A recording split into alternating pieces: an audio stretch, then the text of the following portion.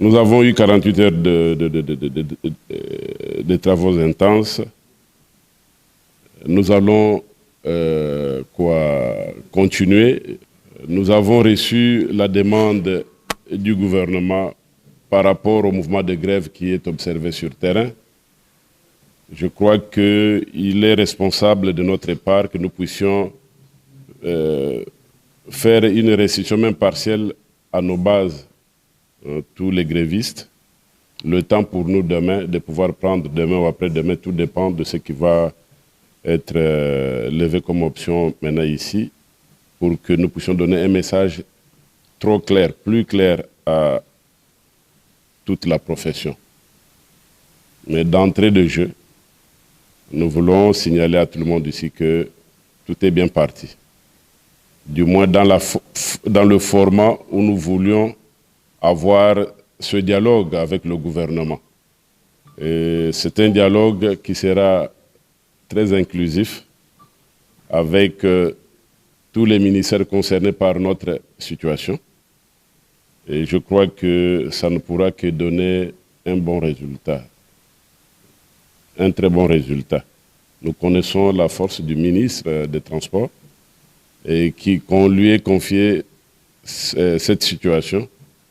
Donc nous nous trouvons un peu en sécurité.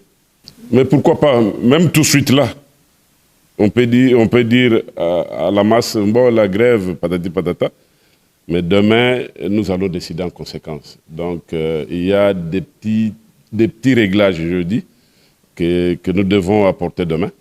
Et nous pourrons nous prononcer quant à ça. Le problème des transporteurs donne l'impression que ça concerne la route. Mais il s'agit ici de quelle route? Il s'agit de l'unique route qui approvisionne la ville de Kinshasa. Ce qui veut dire qu'aujourd'hui, il y a grève, il n'y a pas d'activité, et donc il y a un problème d'approvisionnement de la ville de Kinshasa. Les conséquences de cette grève ne vont pas simplement impacter le secteur des transports, ça va impacter l'économie nationale. Donc c'est un problème sérieux qui a plusieurs implications, et c'est pourquoi nous estimons que, bien entendu au départ, le dossier était un dossier à caractère social au niveau du SMIC, du bien-être des chauffeurs, mais compte tenu de l'impact de ces dossiers sur l'économie de notre pays, les conséquences sur le bien-être. Vous savez, il n'y a pas que l'aliment la plus consommée qui est concerné, le Thomson, nous, le riz et consorts, les produits de base, mais aussi les produits pharmaceutiques. Ouais, donc les conséquences risquent d'être énormes. C'est pourquoi ce que l'autorité a fait, c'était de lister et de faire des propositions, mais que nous souhaiterions que les conclusions soient mises à la place publique demain après validation, lors de la réunion prévue à un niveau, selon l'autorité, supérieur. Ce que nous a appris cette crise, c'est que tout le monde a gagné en maturité. Aussi bien le gouvernement, qu'on remercie d'avoir organisé ces tripartites, que les syndicats qui ont su remettre l'homme au centre de toutes nos préoccupations.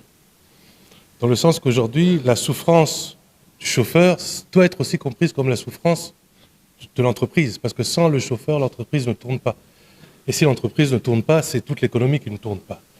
Donc, je crois que l'esprit qui a été insufflé, surtout par l'implication personnelle du ministre des Transports, c'est le fait qu'on doit dialoguer entre nous, on doit trouver des solutions entre nous. Ce que nous avons fait durant ces 48 heures, et nous avons très bien évolué. Il nous reste juste maintenant d'avoir certaines validations au niveau supérieur, comme l'a dit le CG, et je crois que la grève sera résorbée, et nous allons continuer, parce que ce n'est pas parce que la grève est levée que les problèmes sont finis.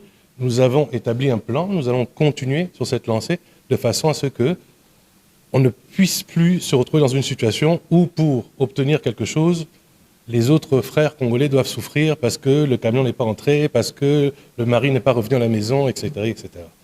Donc je crois que c'est ça que nous devons retenir de cette leçon, de cette grève, c'est que la solution vient toujours à travers le dialogue, et c'est dans ça que nous nous inscrivons dorénavant.